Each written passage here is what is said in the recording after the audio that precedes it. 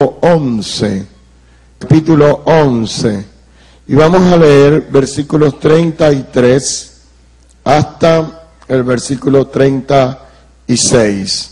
Romanos, el capítulo 11, desde el versículo 33 hasta el versículo 36.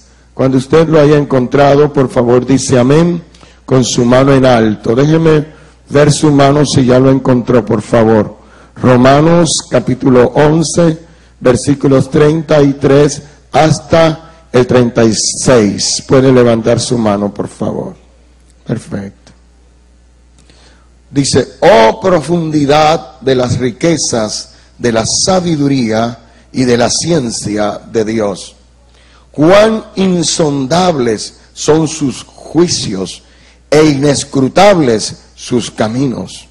Porque ¿quién entendió la mente del Señor? ¿O quién fue su consejero? ¿O quién le dio a él primero para que le fuese recompensado?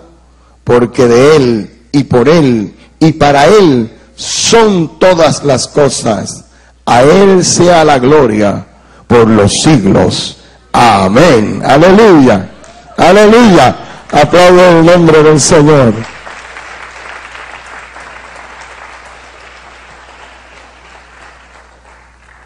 Este pasaje, estas palabras que fueron pronunciadas o escritas mejor por el apóstol Pablo, son parte de la conclusión a la cual él llega después de todo, de un análisis exhaustivo del tema de la salvación por la fe en el Señor Jesucristo.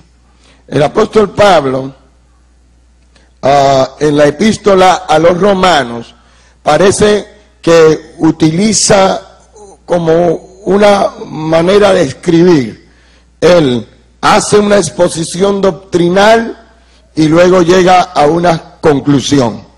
Lo hace en el capítulo 3, lo hace en el capítulo 8 y lo hace aquí en el capítulo 11. Es como si sintetizara o resumiera lo que acaba de exponer. Ahora, ustedes recuerdan, porque lo hemos venido diciendo cada viernes que hemos predicado sobre Romanos, que la carta a los romanos trata con el tema de la justificación por la fe, de la salvación por la fe en nuestro Señor Jesucristo. Y en ese tema el apóstol Pablo ha expuesto desde el capítulo 1 con lo que tiene que ver con la culpabilidad de todos los seres humanos. Él ha dicho que todos los seres humanos, judíos y no judíos, gentiles y judíos, todos somos responsables delante del Dios del cielo. Ha dicho que el ser humano, todos en general, somos totalmente incapaces de salvarnos a nosotros mismos y que estamos totalmente corruptos por dentro, que el ser humano tiene una tendencia innata a pecar, a hacer lo malo, que esta tendencia innata del ser humano a pecar y que esa culpabilidad de toda la humanidad hacen que la ira de Dios esté sobre el ser humano, sobre cada hombre y cada mujer. Y que si Dios nos juzgara, que si Dios nos matara a todos, Dios sería completamente justo. Amén. Si en este momento Dios decidiera acabar con la vida de los más de 6.000 millones de habitantes que hay en el planeta Tierra, si Dios lo decidiera, Él sería completamente justo.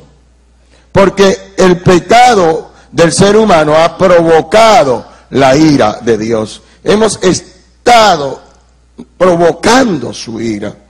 Pero Pablo sostiene en esta carta a los romanos que en lugar de Dios expresar su ira sobre nosotros, Dios manifestó su misericordia y la manifestó en la persona del Señor Jesucristo, y toda la ira de Dios cayó sobre el cuerpo del Señor Jesucristo, y Él sufrió nuestros dolores y llevó nuestros pecados.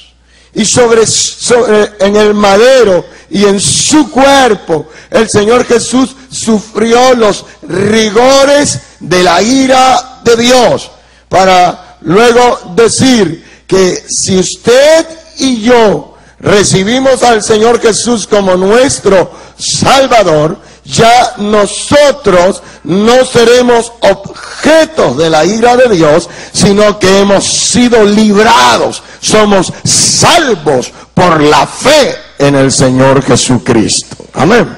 Puedes aplaudir a Jesús.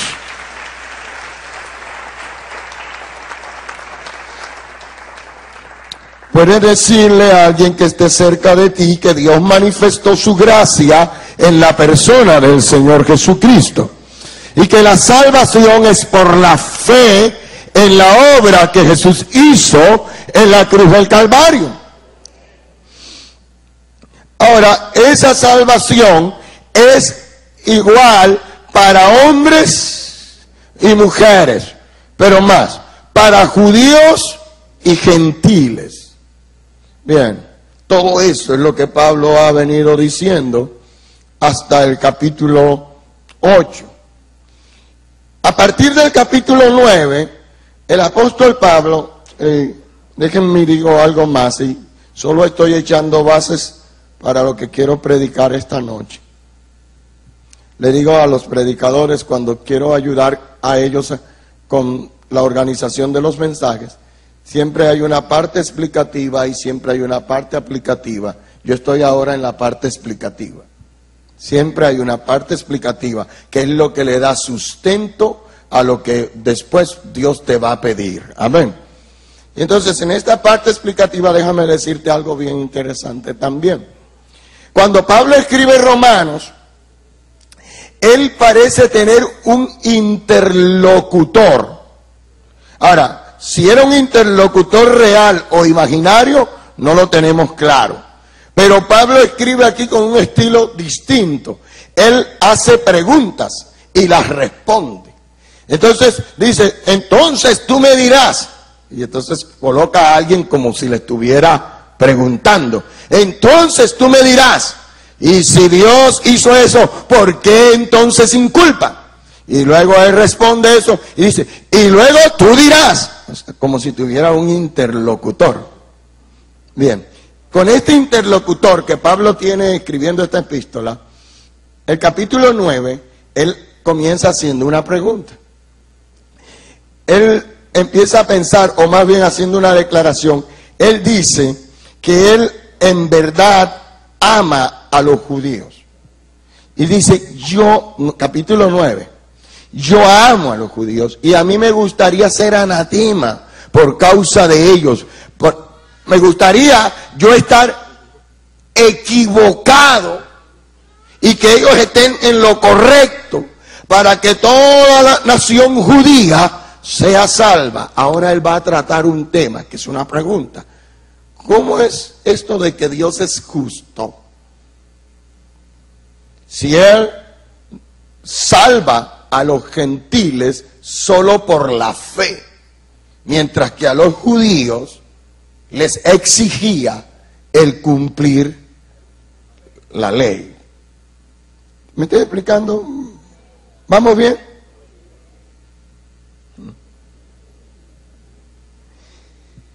Entonces, Pablo va a explicar, capítulo 9, 10 y 11, cómo es la salvación de los judíos.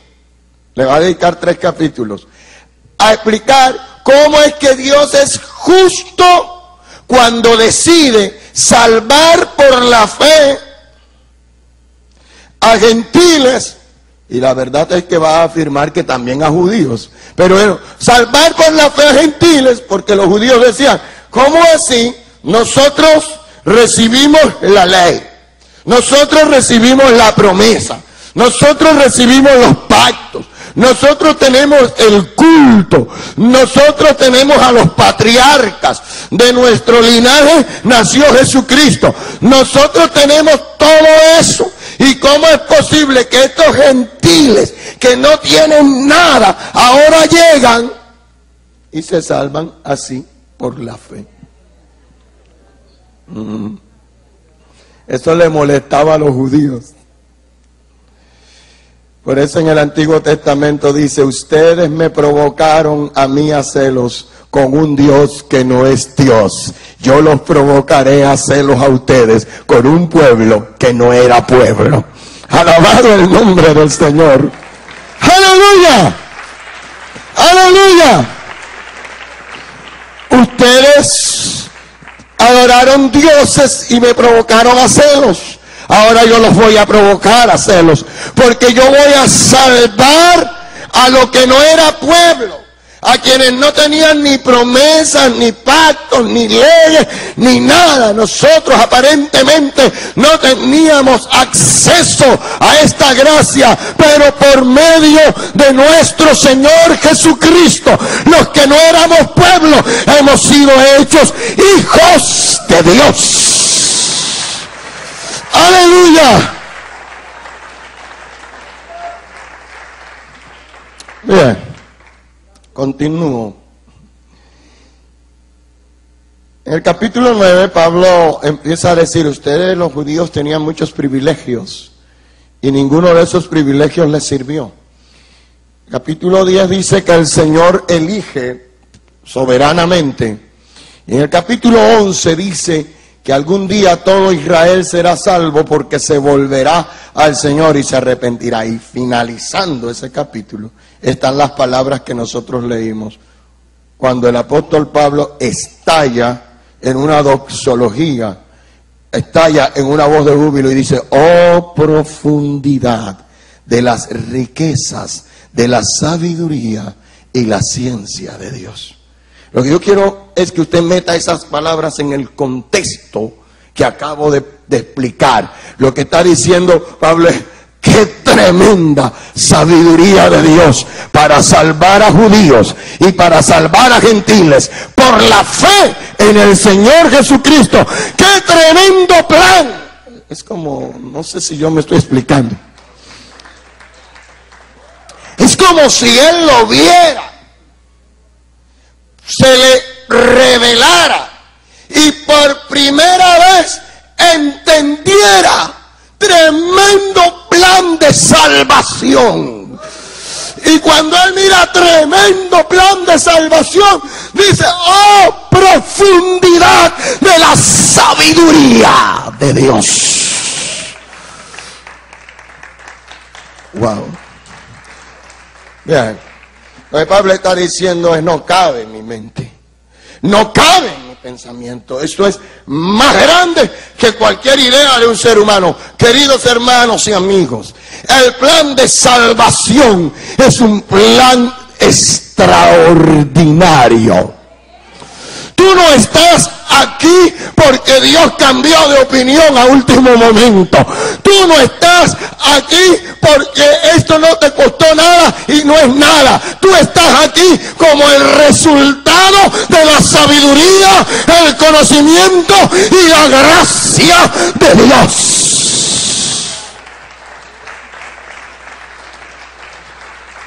¡Aleluya! Yo no me expliqué.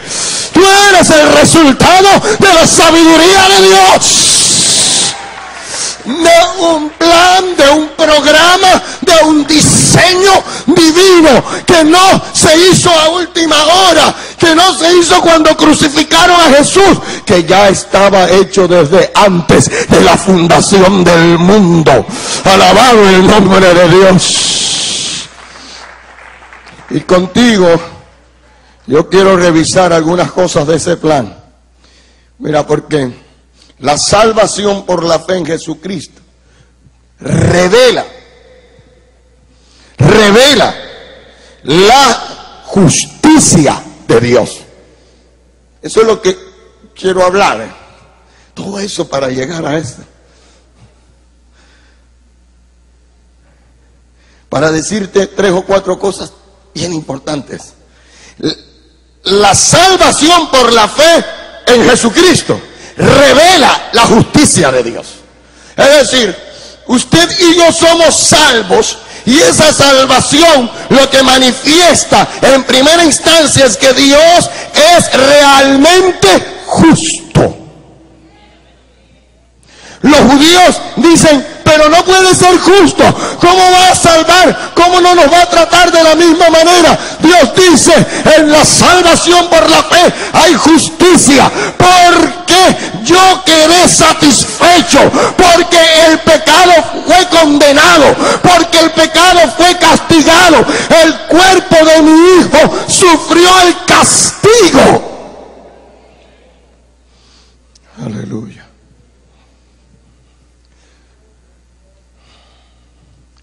Cuando Jesús murió en la cruz, esa muerte estaba revelando la justicia divina.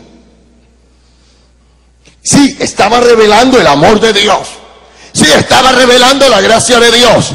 Pero por encima de todo estaba revelando la justicia de Dios. Dios estaba golpeando a su hijo. Cuando escucharon, ¿cuántos escucharon el sermón de las 7 palabras? Levanten sus manos, por favor. ¿Escucharon la explicación de la 4ª palabra? La trajo el pastor Harold Beltrán. Cuando Jesús, estando en la cruz, dice, Dios mío, ¿por qué me has abandonado? ¿Por qué me has desamparado? Y no sé si recuerdan la explicación que él hizo. Él estaba diciendo en ese momento, no se estaba haciendo un drama, no era una obra de teatro. No era que Jesús estaba diciendo eso por decirlo. No era el abandono emocional. Era aquel que había tenido una relación perfecta con el Padre. Jesús tuvo una relación perfecta con el Padre. Desde el primer momento hasta la hora, hasta esa hora, en ningún momento la comunión del Padre con el Hijo se rompió. Nunca se había roto hasta ese momento. Y eso no es una obra de teatro, es verdad. A mí me gustó como lo dijo Harold. Harold dijo, por primera vez Jesús le vio las espaldas a Dios. Todo el tiempo le había visto su rostro, pero ese día le vio las espaldas. Tanto que estando en la cruz, la primera frase es, Padre, perdónalos porque no saben lo que hacen. La última es, Padre, en tus manos encomiendo mi espíritu. Pero la 4ª es, Dios mío, Dios mío. No lo llamó Padre. La relación estaba rota. El Padre había quitado sus ojos. El pecado estaba sobre el Hijo, tu pecado y el mío. Y la ira de Dios estaba cayendo sobre él. Lo que Jesús más temía en Getsemaní no eran los clavos, no era el látigo romano, ni la pesada cruz. Lo que más temía Jesús en la cruz era ese momento. El momento en que nuestro pecado lo iba a convertir en despreciable, como inmundo, si se pudiera, rechazado. Estaba llevando nuestros pecados. En esa hora la ira de Dios estaba golpeando a Jesús. Me parece hermoso cuando en un texto el Hijo dice, he aquí me diste un cuerpo para ser golpeado por tu ira. Y me parece hermoso cuando el profeta dice, porque en un momento será su ira y por muchos años su misericordia. Alabado el nombre de Dios. En ese momento la ira de Dios. Yo me estoy explicando, Pastor Hugo, sí estoy explicándome. Estaba cayendo la ira de Dios, la justicia de Dios. Estaba quedando satisfecha. Dios estaba diciendo: el pecado no merece sino la muerte, el pecado no merece sino mi desprecio, el pecado no merece sino que yo me aleje. Yo soy puro de ojos para mirar el pecado. Yo tengo que retirarme, y el pecado fue juzgado. Escúchame, en la salvación por la fe en Jesús, usted y yo podemos ver la justicia de Dios. Aleluya. No se piense, querido hermano ni amigo, que para Dios el pecado pasa como algo liviano. No, Dios desprecia el pecado. Es más, hay textos de la Biblia que dice que desprecia al pecador. Yo creo que hay que revisar la frase. Dios ama el pecado, Dios aborrece el pecado, pero ama al pecador. Es verdad, pero también es verdad que la Biblia dice que Él desprecia al que hurta, al que miente, que es abominación ante Dios el falso testigo, que Él lo rechaza y lo desprecia, que su alma no está satisfecha con Él. También eso es verdad, la Biblia también lo dice. Yo no sé si me estoy explicando, pero lo que quiero decirles hoy es que la salvación por la fe en Jesús no es un asunto que pasó por alto la justicia de Dios. Por el contrario, es un asunto que reveló la justicia de Dios. Y reveló que Dios desprecia tanto el pecado que lo condena, que lo juzga, que lo golpea. Y Pablo a los romanos les explica eso. Y a los judíos les explica eso. Y les dice: ustedes piensan que Dios no es justo. Claro que Dios es justo. Claro que Dios condena el pecado. Lo que ocurre, y aquí es donde usted y yo deberíamos vivir el resto de nuestra vida postrados delante de Dios, es que Él escogió golpear a su hijo para no tener que golpearte a ti.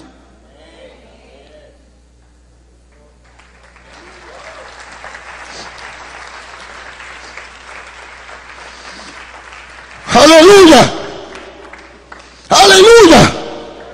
Pastor Juan, uno viene a esta reunión viernes, domingo, miércoles. Por Dios, ¿quién está al frente? ¿Quién canta? ¿Quién predica? ¿Quién dirige?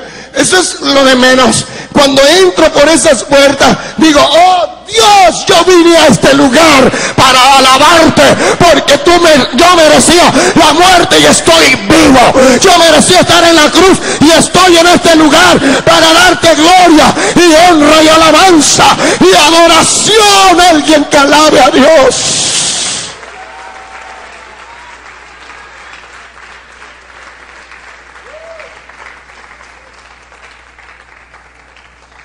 Aleluya. ¿Cómo yo no voy a entrar agradecido por esta puerta? Ah, Dios, tengo problemas económicos. Ah, Dios, tengo problemas familiares. Ah, Dios, tengo conflictos matrimoniales. Ah, Dios, tengo problemas en mi empleo. Tengo dificultades con mi jefe. Ah, Dios, tengo todo eso. Nada de eso es suficiente para quitar el gozo y la alegría que produce saber que un día yo merecía estar en una cruz y Él me sustituyó. ¡Aleluya! Alguien que alabe a Dios, que abra sus labios.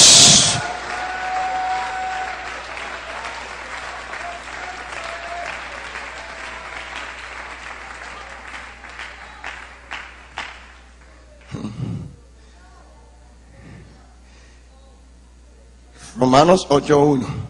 Ninguna condenación hay para los que están en Cristo Jesús. ¡Aleluya! Para los que no andan conforme a la carne, sino conforme al Espíritu de Dios. porque la ley del Espíritu de vida me ha librado de la ley del pecado y de la muerte. El Señor pagó por nosotros. Y Dios el Padre está convencido que vale la pena hacernos el bien a nosotros.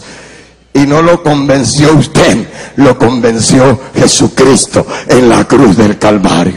¡Aleluya! Alabado el nombre de Dios.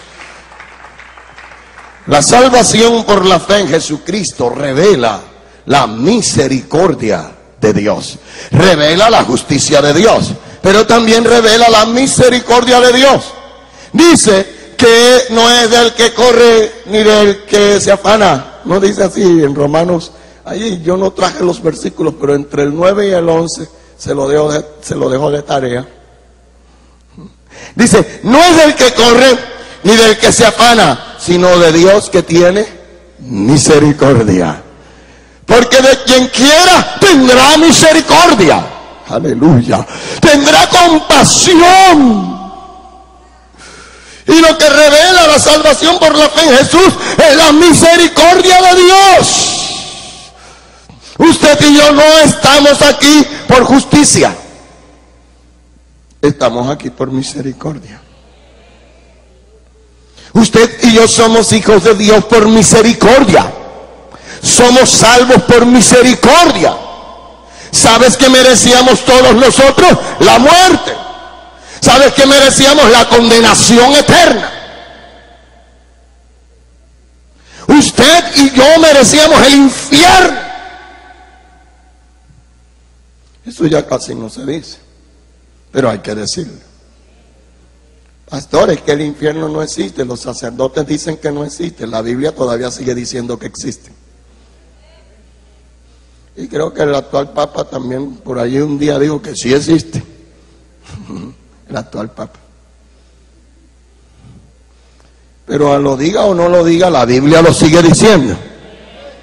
Existe un lugar de tormento. Y eso es lo que tú y yo nos merecíamos. Allá debíamos llegar. Pero Dios tuvo compasión de nosotros. Y en su misericordia, Dios decidió que Él iba a salvar a los que creyeran. Judíos o no. Dijo a un día Dios, estos pobres colombianos, aquí creo que hay uno que no es colombiano, por lo menos uno porque está allá atrás. Yo veo. Voy a hablar con la gran mayoría. Dijo Dios, estos pobres colombianos no son descendientes de Abraham. No son descendientes de Isaac. Tampoco descienden de Jacob. Estos pobres colombianos no tienen promesas. No tienen una historia de salvación. No tienen ningún pacto. Todos los pactos fueron hechos dentro del contexto judío. O un poquito atrás, en la era patriarcal, en la época patriarcal, Noé y Adán. No hay pactos. Yo no tengo. ¿Me están oyendo? Yo, Dios, no tengo compromisos con estos pobres colombianos. No hay absolutamente nada que a mí me obligue a bendecirlos. No hay absolutamente nada que a mí me obligue a salvarlos. Tampoco hay nada que ellos puedan hacer para que yo los pueda bendecir. ¿O quién le dio a él primero para que le fuese recompensado después? Pregunta Pablo. Versículo 35. No hay nada que ellos puedan hacer. Estos pobres colombianos son el resultado de un cóctel de los pillos que trajeron de España, los ladrones y todo eso que sacaron de las cárceles. No es verdad, no es verdad, la historia lo dice, ¿no? Yo no estoy acá inventando. Sí, la historia de Colombia por lo menos lo dice. De España nos enviaron en unos barcos a los prisioneros y vayan a esas tierras a ver qué hay. Y somos el resultado, la mezcla de un cóctel de los pillos de España con la malicia indígena de los que vivían acá. Y a eso hay que mezclarle algunos africanos, esclavos africanos. Y ya después eso se volvió toda una cosa. Y de ahí salimos nosotros. Ay, usted está diciendo, pastor, no, tú no trajiste a bajarnos la autoestima esta noche.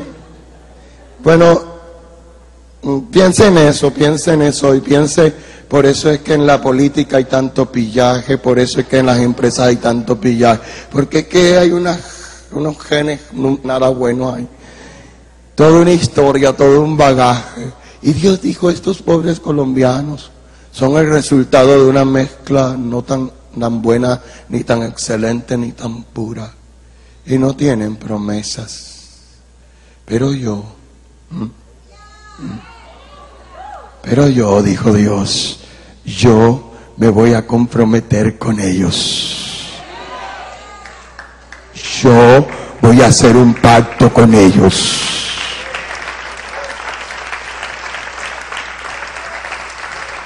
Aleluya. ¡Aleluya! Yo porque tengo misericordia.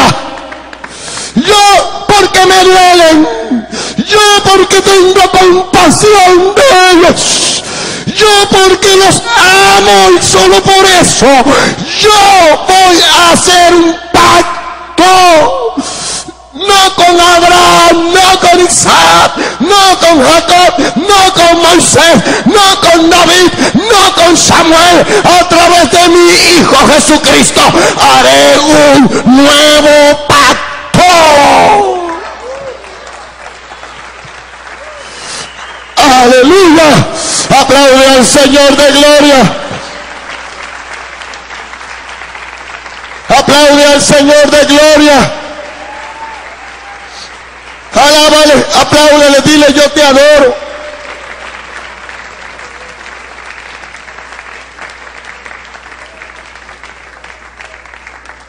Rubén, y cuando no merecíamos nada, Él nos dio la vida en Jesucristo. Bien, lo que acabo de decir es gracia. Déjenme y lo explico mejor. Cuando merecíamos la muerte, cuando merecíamos la condenación, no nos la dio, nos perdonó en Jesucristo su Hijo. Dile al que está al lado tuyo, Dios tuvo compasión de ti. Su misericordia te alcanzó. Una compasión, la compasión es algo activo, algo que te mueve a librar al otro del mal. La gracia te mueve a hacerle el bien. Dios nos libró del mal. Nosotros no vamos para el infierno. Nosotros no vamos para el lago de fuego. Nosotros estamos protegidos por un pacto de misericordia, por un pacto de gracia en el cual hemos creído. Aleluya. Y de quien Él quiere tiene misericordia. Decidió compadecerse de nosotros. Decidió hacerlo a través de Jesús. La salvación por la fe en Jesucristo revela la soberanía de Dios. Tercero, revela la soberanía de Dios. Es decir, revela que Dios hace lo que quiere. Dicho en español costeño, Dios hace lo que quiere, cuando quiere, como quiere, con quien quiere. O lo que le da la gana, con quien le da la gana. Suena feo, maluco y todo lo que quiera, pero es así. Simplemente Dios hace y nadie lo puede obligar. Él es el amo y dueño absoluto. Él es el Señor. Y Él decide y no hay quien pueda oponérsele. Porque cuando Dios abre una puerta no hay quien la cierre. Y cuando Dios la cierra no hay quien la abra. Y Dios decidió. Dios dijo, yo los voy a salvar a todos. Por la fe en Jesús. Y a los judíos les molestó. Y a los fariseos les molestó. ¿Se acuerdan? Ellos andaban molestos. ¿Ustedes se acuerdan? Lucas 15, versículo 1, por ahí. Están los pecadores viniendo a Jesús. Y las mujeres prostituidas vienen a Jesús. Y los cobradores de impuestos, que los judíos los odiaban. Porque eran traidores. Eran judíos puestos al servicio del Imperio Romano para cobrar impuestos. Y no solo cobraban, sino que robaban. Así que los judíos, cuando querían decir que alguien era de una moral dudosa, decían, ese es un publicano, un cobrador de impuestos. Los despreciaban. Y en el capítulo 15 de Lucas, versículo 1, los publicanos se acercan a Jesús. Y las mujeres prostituidas se acercan a Jesús. Y los pecadores se acercan a Jesús. Y a los religiosos no les gustó eso. Están molestos. Y Jesús contó 3 historias. ¿Se acuerdan? 3 historias. La de la oveja perdida, la de la moneda perdida y la del hijo perdido. Y en la del hijo perdido, que nosotros conocemos como el hijo pródigo, Jesús incluye un personaje que aparece desde el principio de la historia y que nosotros muchas veces lo pasamos por alto y creemos que es incidental. Dice, un padre tenía 2 hijos, no tenía uno, tenía 2. El hermano mayor. Y ese no está ahí porque sí. Eso está ahí porque el hermano mayor representa a los fariseos, a los religiosos, que cuando vio que su papá mató el becerro gordo y le dio el buen vestido y le devolvió el anillo a su hermano e hizo una fiesta, se enojó. ¿Se acuerdan? ¿Y se acuerdan lo que dijo el hermano mayor del hijo pródigo? ¿Se acuerdan lo que dijo? Le dijo, yo he estado todo el tiempo contigo y a mí nunca me has matado ni un corderito. En cambio este vino, este tu hijo. Se nota el desprecio, ¿verdad? No dijo, este es mi hermano. Dijo, este tu hijo. Se gastó todo viviendo perdidamente. Y le has preparado una fiesta. El padre le dijo, hijo, tú siempre has estado conmigo y todo lo mío es tuyo. Podías disfrutarlo, pero era necesario hacer fiesta y alegrarse y regocijarse, porque este tu hermano perdido era y ha sido rescatado. Estaba muerto y revivió. Entra.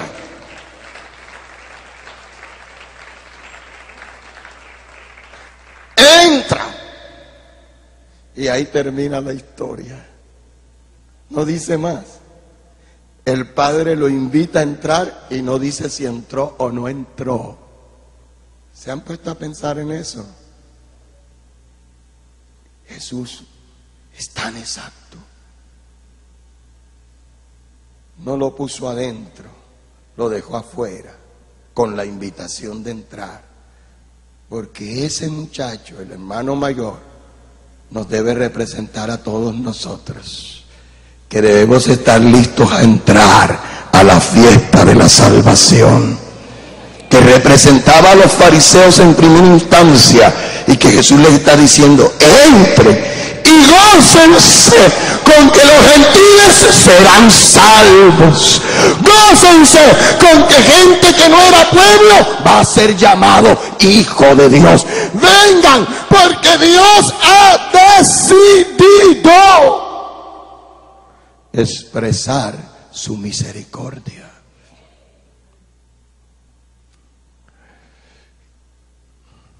Aleluya. Dios es soberano.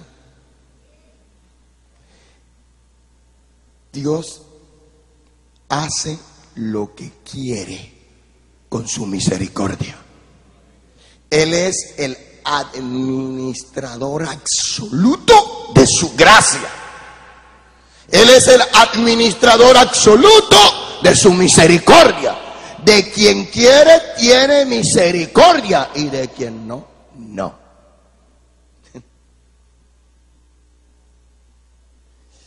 ¿Cómo le molesta a uno eso?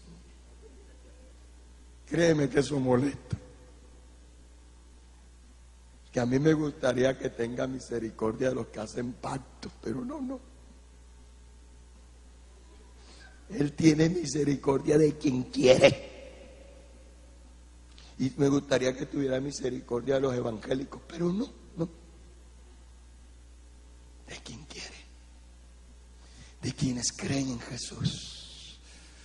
De quienes han confiado y han reconocido su necesidad espiritual. Y han dicho: tengo una gran necesidad de ti, Señor, y no puedo más.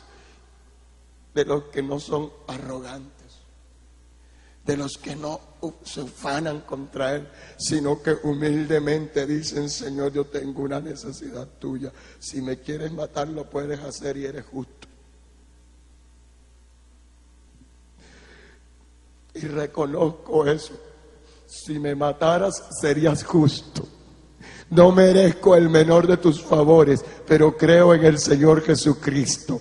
Y en su soberanía, Dios decidió que todo el que viene a Él en el nombre de Jesús es salvo, y es bendito, y es santo, y es su hijo. Y Dios lo levanta, y Dios lo ayuda, y Dios lo fortalece. No por evangélicos, sino por Jesús.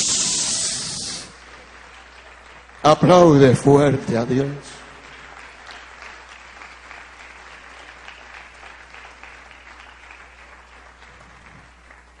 Simplemente Dios lo decidió. Tuvo misericordia. Este pasaje, estos 3 capítulos, se me parecen mucho a la parábola de los obreros de la viña. Se parecen mucho a esa parábola. Los contrató a uno a las 6 de la mañana, a los otros creo que fue a las 9, a los otros al mediodía, a los otros a las 3 de la tarde y a los otros a las 5 de la tarde. Y con los primeros dijo: yo les voy a dar un denario por el día de trabajo. El denario es lo que se pagaba en esa época por un día de trabajo. Cuando llegó la hora de pagar, empezó a pagarle a los últimos, a los que nada más trabajaron, ¿cuánto? 1 hora, y les dio un denario. Y los que trabajaron 12 dijeron: si a estos les dio 1, a nosotros nos va a dar. Claro, matemática. Eso es exacto. Justicia humana. Así es la justicia humana. Si al que trabajó 1 hora le dio un denario, al que trabaja 12 tiene que darle 12 denarios, porque justicia es darle a cada quien lo que le corresponde aparentemente. Pero es que lo que le correspondía a los de 12 horas era un denario. Eso era lo que le correspondía, porque eso era el pago de un día de trabajo. Así que cuando llegaron estos que pensaban eso y les pagó un denario, dijeron: este hombre es injusto. ¿Cómo nos ha hecho iguales a estos que trabajaron solo 1 hora? ¿Cómo nos igualó? Aquí está el problema. Aquí está el problema del corazón humano: envidia. Aquí está el problema del corazón humano, que no le permite entender la soberanía de Dios, ni le permite entender la justicia de Dios, que siempre se pone a mirarse con el que está al lado y dice: ¿y cómo a este sí lo está bendiciendo y respaldando? ¿Y por qué a mí no? Porque Él es soberano. Porque tú eres barro en sus manos, y yo soy barro en sus manos. Y Él puede hacer con nosotros lo que quiere, porque Él sabe que es lo que nosotros necesitamos. Yo no necesito lo que el pastor Juan necesita, ni él lo que yo. Por eso a él lo trata de una manera y a mí de otra, porque Dios sí sabe que necesitamos cada uno de nosotros. Yo puedo estar molesto, puedo llenarme de ira. Ustedes me perdonan que estoy predicando así hoy, sí, como relajadito así.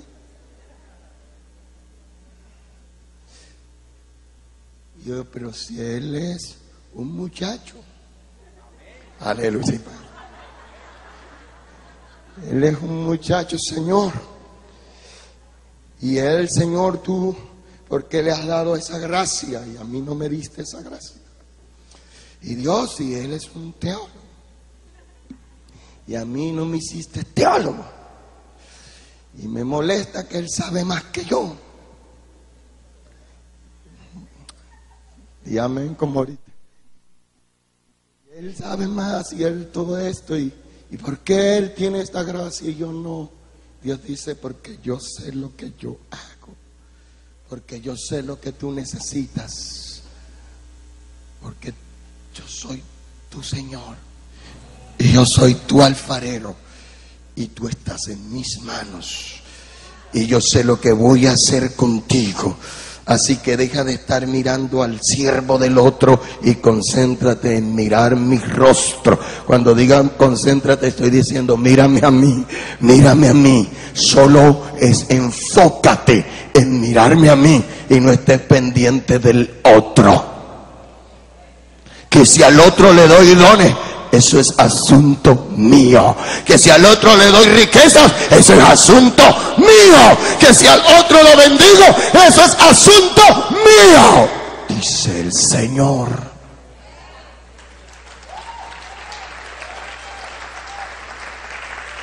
¿Cuál es tu problema? Tu problema es envidia. Mi problema es envidia. Es la envidia la que no me deja reconocer la soberanía ni la misericordia de Dios. Creo que saben, ¿no? Terminando la parábola, el Señor Jesús dice que el dueño de la hacienda le dijo al que estaba hablando así, ven acá. Aquí en español y versión Iván Castro. Ven acá. ¿Tú por qué tienes envidia? Porque yo soy bueno. ¿No puedo acaso yo hacer con lo mío lo que yo quiero? Tú te merecías un denario te di, pero a este le quiero dar lo mismo que a ti. ¿Cuál es tu problema? Versión 2010. Pedro, Señor, y a este así, sí, ¿verdad? Que le hace como una seña en el texto. Al final, cuando Jesús aparece el resucitado y Pedro va con Jesús y ve a Juan, el apóstol, el discípulo amado. ¿Y este? ¿Y este qué? Pedro, gracias a Dios por el Espíritu Santo. Y Jesús se vuelve, dice, Pedro, si yo quiero que él viva hasta cuando yo regrese a ti, ¿qué te importa? Pero tú sígueme, querido hermano, perdona, ¿qué nos importa? Si Dios quiere con el otro, bendito Dios. Si Dios levanta otra congregación y se llenan y multitudes van y los visitan, y Dios, ¿nosotros qué nos importa? Que Dios siga salvando, que Dios siga rescatando. Nosotros tenemos que seguirlo a Él. Tú sígueme. Entiende la soberanía de Dios. Entiende que Dios es el dueño absoluto. Que Él salva porque Él es soberano. Y ya debo finalizar. La salvación por la fe en Jesucristo revela la sabiduría de Dios. revela la justicia de Dios, revela la misericordia de Dios, revela la soberanía de Dios y revela la sabiduría de Dios. Oh Dios, increíble. Pablo tiene que decir, oh profundidad de la sabiduría de Dios. ¿Cómo lo hiciste, Dios? Yo no logro entenderlo, pero conservaste la justicia y tuviste misericordia. Salvaste al pecador sin aprobar el pecado. Salvaste a judíos y gentiles sin violar la ley ni los pactos. ¿Cómo la hiciste? ¡Ay! Profundidad de la sabiduría de Dios. Todo en un solo movimiento. Todo en una sola persona. Todo en la persona del Señor Jesucristo. El Padre en Él manifestó su sabiduría.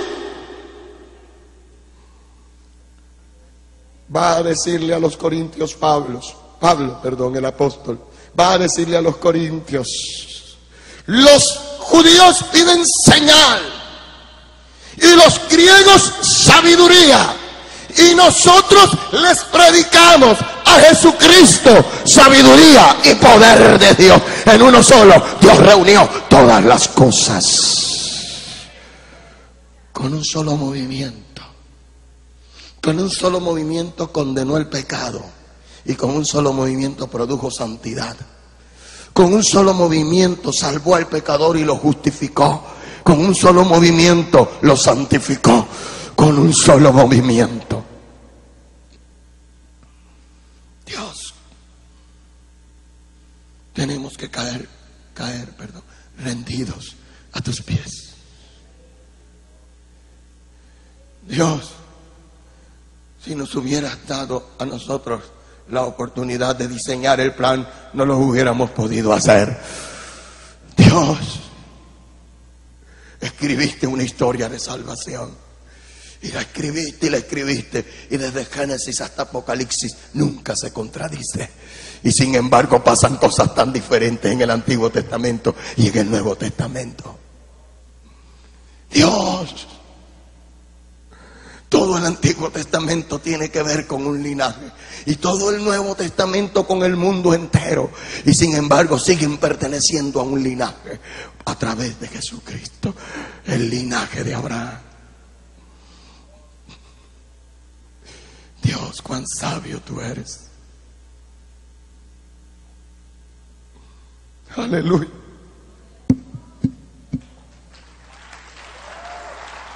Aleluya. Aleluya. Aleluya. Y soy salvo por ese plan. Y si usted viene el próximo viernes que yo hable sobre Romanos, usted va a ver capítulo 12. Así que, hermanos, os ruego por las misericordias de Dios. Así que, con base en todo lo que acabo de decirles, yo les ruego ahora que ustedes vivan para la gloria de Dios. ¡Aleluya!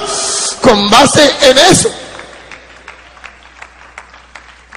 No es porque te vas a caer, porque te va a ir mal, porque te vas a perder, no. Pablo no apela a eso. Pablo apela a este plan maravilloso. Y él dice, es con base en las misericordias de Dios que yo acabo de explicarles que ustedes deben vivir para la gloria de Dios. Aleluya. Aleluya. Y ya no tengo que estar escondiéndome. Y ya no tengo que estar buscando otra respuesta. Tú lo dijiste. Tú lo lograste y en la cruz se logró. Soy libre, salvo, inocente, justo, santo. No era pueblo y soy pueblo. Por Dios, iglesia. Por Dios santos, esto es para salir a Barranquilla y hablarles de Dios. Esto es para regocijarse. Aunque vengan problemas, aunque vengan pruebas, aunque tengas dificultades. Oh, profundidad de la sabiduría de Dios. ¿Quién entendió su mente? Hasta Satanás contribuyó al plan de Dios. Mató a Jesús sin tener derecho de matarlo. Urdió todo un plan. Movió a los romanos, a los líderes religiosos, a los inconformes de Israel. Movió a todos y golpeó inclementemente el cuerpo de Jesús hasta hacerlo una gran llaga. Y no sabía Satanás que en ese momento estaba contribuyendo al plan de Dios. ¡Oh, sabiduría de Dios! Creyó tener al Hijo bajo sus pies y estaba cometiendo el error de los siglos, porque él no tenía derecho sobre Jesús. La paga del pecado es muerte, pero Jesús nunca pecó. Por eso Satanás no podía ejercer dominio sobre ese cuerpo. Cometió un abuso, fue un atrevido. Y por eso Jesús se resucitó. Y cuando el diablo quiso retenerlo, le dijo: tú no puedes, porque yo nunca pequé, no te pertenezco, nunca te pertenecí, te equivocaste.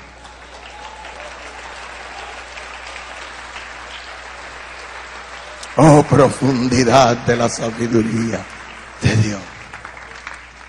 Oh, profundidad de las riquezas de su conocimiento y de su ciencia. Oh Dios, para que todo sea para ti, Señor. Dime cuál es tu problema y yo te hablaré de esto y te diré que tú te puedes ir feliz de este lugar esta noche. No porque yo te estoy dando una palabra de motivación, porque no te estoy diciendo piensa positivamente, te estoy diciendo descansa en el plan de salvación y gózate y alégrate, vas para el cielo.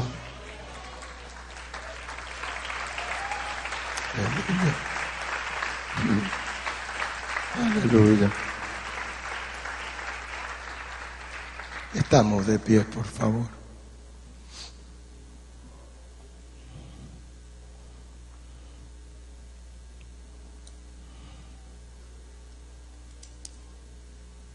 ¿Sabes qué, Cristian? Creo que podemos cantar en la cruz. En la cruz, en la cruz.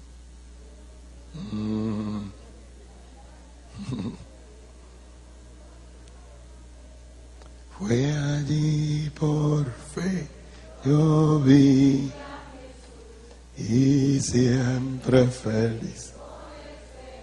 Así es, hay que recordar eso. Hey, cruz, bando por y las manchas de mi alma.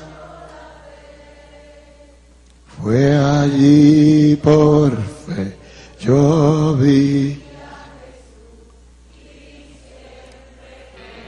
Quiero decirle a las personas que nos están viendo, Dios está en esta reunión. Y sé que allí donde usted está, ahora el Espíritu Santo también está sobre usted. Y oro por recuperación, por restauración, por vida. Oro por gracia. ¿Alguien quiere cantarlo? Sí, vamos bien todos, con toda la fuerza, sí. Porque estamos felices. ¿Alguien está feliz? Eso. ¿Alguien está? Yo estoy muy feliz. Habrá dificultades, pero estoy feliz.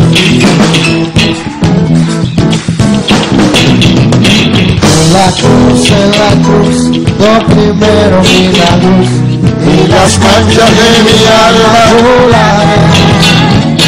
Fue allí por fe, yo vi a Jesús y siempre feliz con el Señor. En la cruz, En la cruz, lo primero vi la luz y las manchas de mi alma. Fue allí por fe, yo vi a Jesús y siempre feliz con el pecado. El pecado fue a Jesús, mostré mi dolor. Delante vi su luz, bendigo de su amor. En la cruz, lo primero vi la luz y las manchas de mi alma lloraré. Y pues no vi a Cristo sobre la cruz. Sobre la cruz vive Jesús, su sangre derramó. Por este pueblo, el pecador, a quien así salvó. En la cruz, lo primero de la luz, y las manchas de mi alma lloraré.